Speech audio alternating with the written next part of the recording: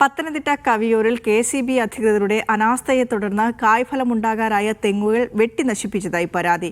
കവിയൂരിലെ സ്വകാര്യ വ്യക്തിയുടെ പുരയിടത്തിലെ 7ഓളം തെങ്ങുകളാണ് മുൻകൂട്ടി യാതൊരു അറിയിപ്പും നൽകാതെ വെട്ടിമാറ്റിയത്. KCBക്കെതിരെ നിയമ നടപടിക്കൊരുങ്ങുകയാണ് കുടുംബം.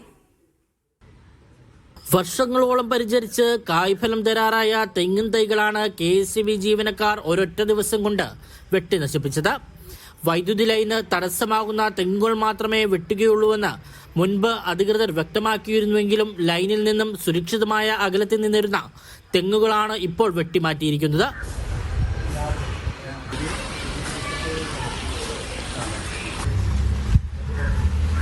ഉയർന്ന ഇനത്തിൽപ്പെട്ട നിലവിൽ 5 അടി മാത്രം ഉയരമുള്ള തെങ്ങുകളാണ് വെട്ടിമാറ്റിയത്.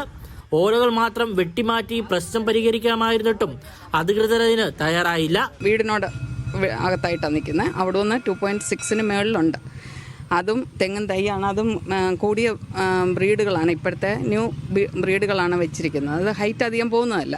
ഇപ്പം തന്നെ 5 അടി ഹൈറ്റ് ആയിട്ടുള്ളതിൻ്റെ തടിക്ക്. അതിൽ മേളിലോട്ട് ലൈനിലോട്ട് എത്തണമെങ്കിൽ ഒരു മിനിമം ഒരു 20 കൊല്ലമെങ്കിലും എടുക്കും. അതിന് ഇപ്പോഴേ ഇത് മൊത്തം വെട്ടിക്കളയേണ്ട കാര്യം ഉണ്ടായിരുന്നെന്ന് തോന്നുന്നില്ല. ആകെ 7 തെങ്ങുകളാണ് നശിപ്പിച്ചത്. സംഭവത്തിൽ ഉടമസ്ഥർ ജില്ലാ കളക്ടർക്ക് പരാതി നൽകിയിട്ടുണ്ട്. KCBയുടെ ഈ നടപടിക്കെതിരെ നിയമപരമായി മുന്നോട്ടു പോകാനാണ് കുടുംബത്തിന്റെ തീരുമാനം. മീഡിയ 1 പത്തനംതിട്ട.